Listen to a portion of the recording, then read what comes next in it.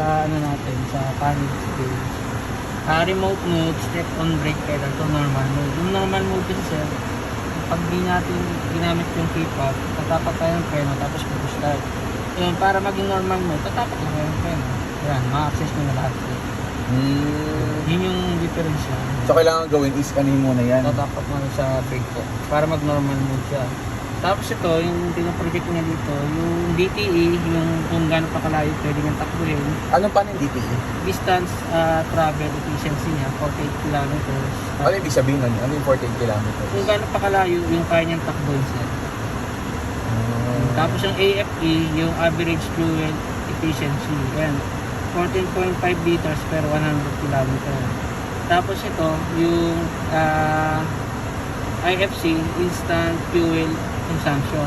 Pagka natakbo tayo, nag-read siya. Tapos yung trip. Tapos pag in-scroll niya dito sa kanan, so, yan, pupunta siya sa TPMSR, tire pressure monitoring system. Yun, makikita nyo yung lamig ng temperature ng gulong, yung hangin ng gulong. Dito kasi nakalagay 2.4 bar lahat. Pero ang conversion niya sa PSI ay 32. Dito kasi nagiging bar. So ilan yung ilang yung hangin Sa ng gulong? apat na gulong, ang standard na natin na hangin is 32 PSI. Nandito naman siya. Oo, nasa ano nga. Sa gilid. Tapos dito sa steering wheel, pwede siyang tilt tsaka telescopic. Yung tilt, up, down. Tapos yung telescopic, pwede natin i-push tapos i-pull. Ano mas komportable? Ganyan. Mas maganda siya pagka medyo malapit sa inyo sir. Oo. Ayan, Sa siguro. taas.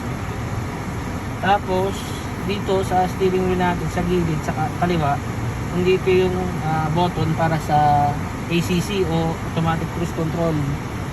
Pagka cruise control tayo sir, ito pipindutin niyo yan, lalabas yung cruise control na ayan. Pag tumatakbo tayo 50, tatakbo tayo 50. I-set natin. Pindutin natin tong set. Oo. Ngayon, pagka sumampa tayo sa skyway, tapos parang mataas yung limit nila, kunyari 100. Magpa-plus kayo dito sir, plus hanggang sa maabot yung 100. Ngayon sir, pagka nasa 100, di nyo na kailangan tapakan yung gas. Siya na magme-maintain. Bale, steering wheel na lang kayo. Tapos siyempre pagka nagpinto yun sa harapan, tatapak tayo yung preno. Kasi hindi siya yung adaptive cruise control. Ano pa kasi ito yung pinaka-normal lang na cruise control. Paano kapag kapag walang speed limit akong pagdadrive? Okay lang sir, pwede nyo na gamitin kung wala namang speed limit. Pero pagka sumasampa tayo usually sa skyway. NLEX, may mga ganon yun. Pero kung ayaw nyo naman ito gamitin, pwede rin naman.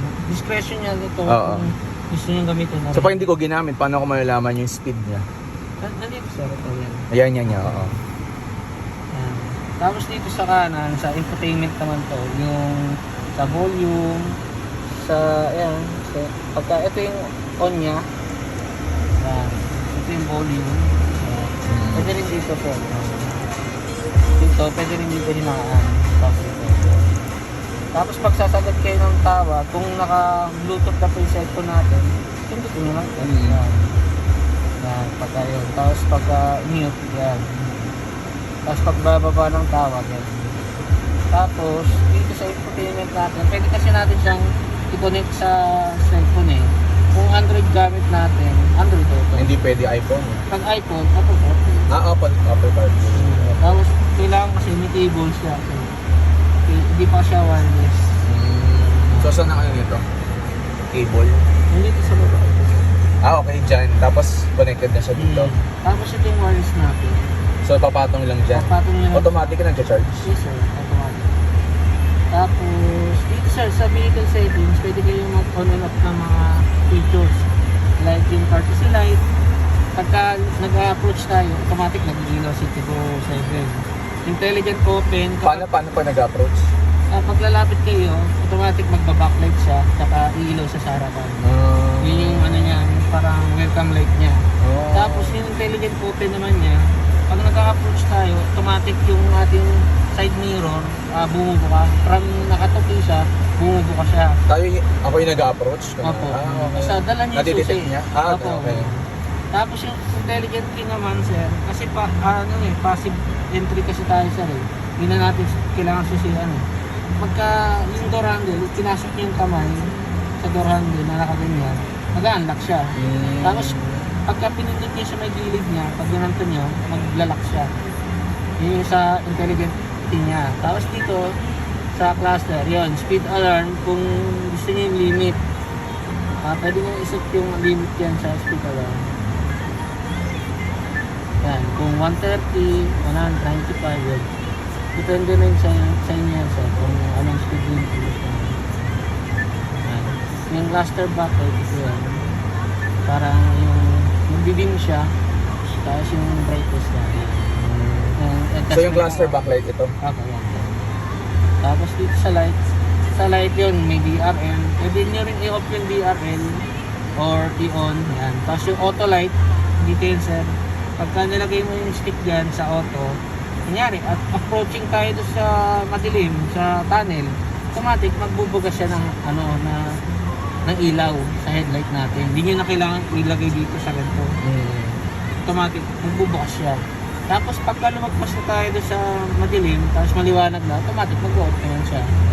Yun yung maganda sa kanya. Tapos ito, ambient lamp. Yan, yung associate driving mode. Ambient lamp natin kasi hindi natin ma-appreciate siya, eh. Masyadong maliwanag. Oo.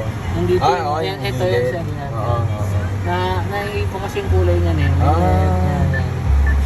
Tapos pwede siyang kung gusto nyo sumasabay sa radyo. Musical reading. Ito, yun lang yan.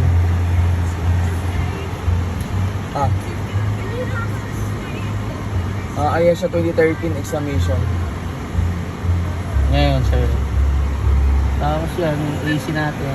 Ano kasi siya, ventilation, cabin, self-cleaning, auxiliary drive. Yan, sa steering mode. Ito kasi, comfort tayo.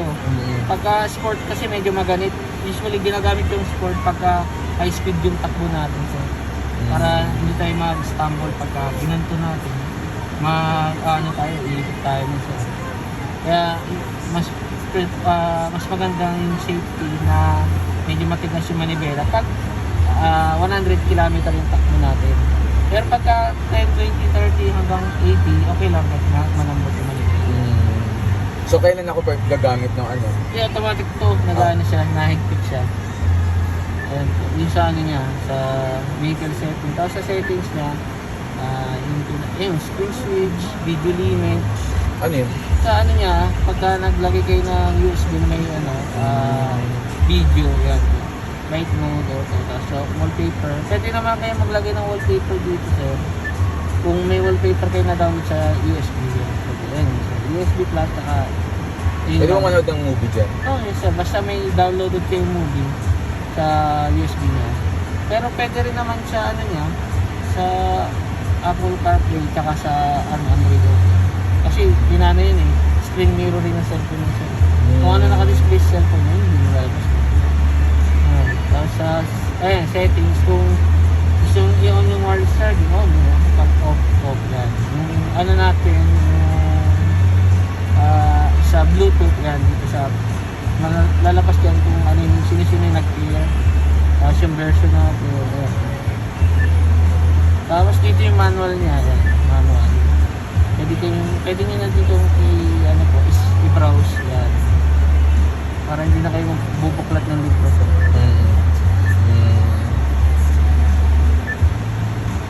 Tapos ito yung sa ano niya. Pag ito lang gusto nyong buksan, ito sa baba, sa taas eh. Ay, sa baba. Yan.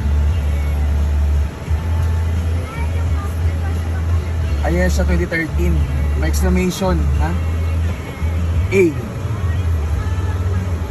Hindi ko alam, mamaya na lang, mamaya. Ayan, ito lang, sir. Ito yung pipindutin nyo. Kung kailan gusto nyo makita. Ulit. Ulitin. Ito lang.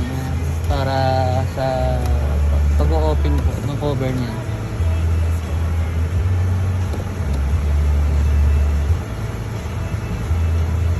Ito kasi sa salamin to, sir. Ito ay salamin. Opo, ito sa cover lang. Yan. Cover. Hanggang dulo yan, sir.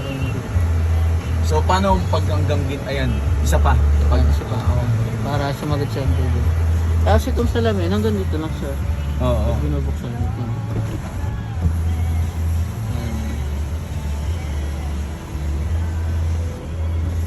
Yan. Yan, sakit na sa dyan. Tapos pag ilalak, ito rin. Tulak nyo lang pag ano.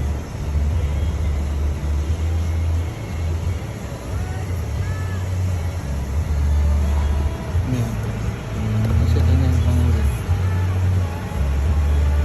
Salamin ba? Ako. Dalawang tap lang naman yung sir. Tapos sir, pwede natin buksan yung trunk natin. Okay. Kahit nasa loob kayo sir. Ah, talaga? O, ito sir. Dito lang siya. Ito may logo siya dito ng trunk. Okay. Ngayon, pag pinrest niya yan, automatic mabubukas yung likod natin. Tapos pwede rin natin isara dito rin sir. Same lang. Oh, long press niya lang din. Ayan. Ito rin sir. Yan, okay na yun sir. Pag Nakalak na yun. Nakalak na yun sir. Yung bukasan ng ano, ng sa gas. Ito sir. Na-unlock niya lang sir. Pagka na-unlock na yan, tutulak lang na magkagasolin ko. Tutulak pag ano, tapos bubuka na yan. Ah. Tapos pagka sasara nyo, tingnan nyo, pag tinulak niya, hindi na bubuka. So kapag inopen itong ano, yan, is mag-open din yun. Pwedeng open. Pag nilock na yung buong kotse. Wala na, hindi na mabubuksan. Tapos, dito sir, sa operation natin. No, yun. Pagka nag-drive kasi tayo, yan, tap lang natin, hindi na siya. Tapos ito yung handbrake natin. Pwede siyang itaas. Pag nilip yung pataas siya, maglalak siya. Pag mag-disengage, tulak na lang siya. Release. Yan, So release siya. kapag pag ano, ito lang. Tataas niya lang siya. Sige, Nararamdaman ano niyo po yung sa taas sa preno na kumakagat na siya ng handbrake. Tapos ito, pag neutral, tutulak na lang siya ganun. Neutral, tapos reverse. Yan, automatic magpapagot yung 360 na. So tutunog ba yan kapag malapit na bumangga? Oh, yes yan. Ngayon ang sensor. Ito So anong titingnan ko dyan sa sensor? So green pwede pa? Ayan, okay pa yan. Ayan. Pag red yan, malapit na siya. Ito kasi, yung linyang yan, para sa tailgate natin sir. Ayan, yung opening yan. So pag ganyan, ano na yun? Malapit na yun? Oo, malapit na yun. Masyadong... Saan yung pinakasagad na malapit? Ito? Ayan, yan sir. Ito, pagka nag-ano siya, nag-red. Dikit na yun sir. Dikit na yan. Ayan. Hindi na lang espasyo natin dito sir. Yan o. Tapos sa end, 2D view. Pwede yun sa likod, pwede sa harap, sa gilid. Ayan, tataka. So pag nag-reverse, automatic lumalabas yan? Oh, yes sir. Ayan, pwede po. Ayan, may mga certain points siya dyan. Pwede nyo ilipat-lipat din yung camera. So ito, palalagyan pa ito ang dashcam, no? Opo, kung gusto nyo may recording. Ito kasi pang ano lang sir. Oo, Blind pang... spot lang. Tapos sir, pagka stoplight tayo sir, tapos ayaw nyo tumapak ng preno, pero nakadrive kayo sir, ipindot nyo ito sir. Paano nga ulit? Auto hold po sir.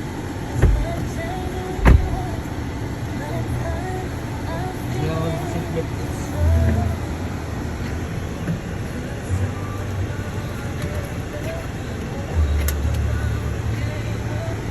Yan. Auto hold yan sir. Ano yung sim na auto hold?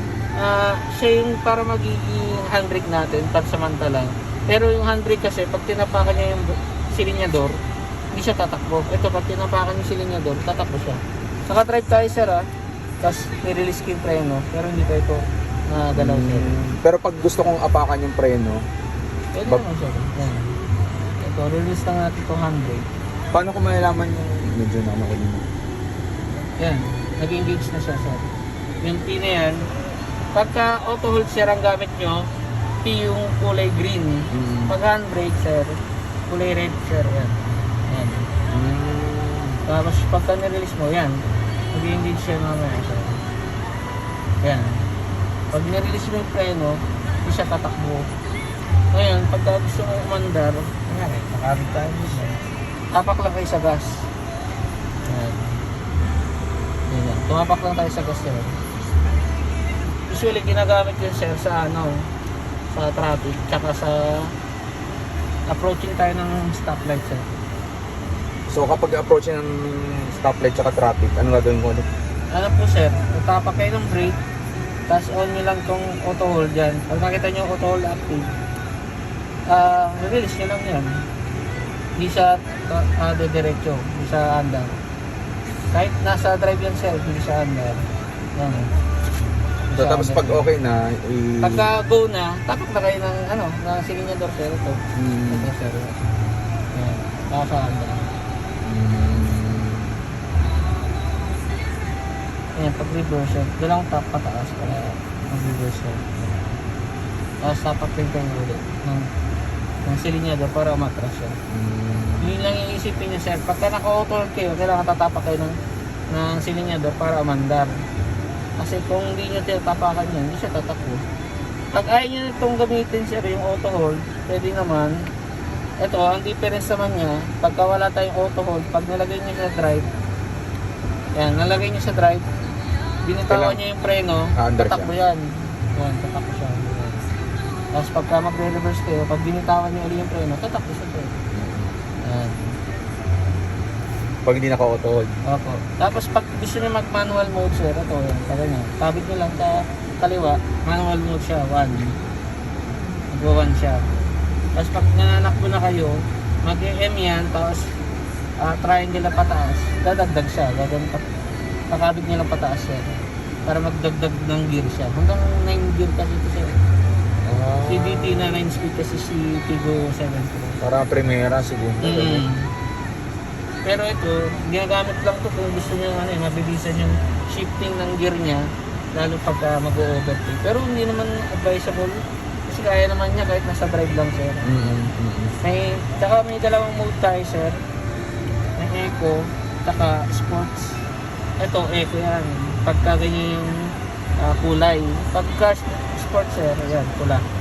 Ano naman yan, mabilis. Mabilis yan sir. Pagka isang tigaan nyo lang sa silinyador, takbo agad yun sir. Parang madampian nyo lang sir, umahanda na siya. Si Eco, medyo malalim yung tiga natin sir, bago siya tumakbo. Ito yung ABM, yan, around view monitor. Yan, lalabas nyo. Pagka, stationary. Pero pagka yung natakbo tayo, tapos sa signal light, ito yung lalabas agad. At yung magbukas ka rin dito, yung hazard. Tapos sir, yung mga after ito ano to? Sir, ay sana yan, sa cloud drive. Ito yan, ito yung cloud drive. Papupunta ka dyan sa menu na yan. Sa call, sa settings. So i-eco mode to? Yan, eco mode. Yan siya sir. Tapos pagka after sale natin, ang una kasi natin PMS, nagbago na kasi dati 5,000 eh. Oo, ngayon 1,000. 10,000 na siya sir. 10,000 na? Or 12. Yung unang PMS? Yes. Advice naman po kayo sa terminal. Oo. Para sa PMS. Saka tatawag po yung sa service natin kung kailan tayo papaschedule. Pero usually natawag yung agent sir. Agent. Para sa scheduling natin.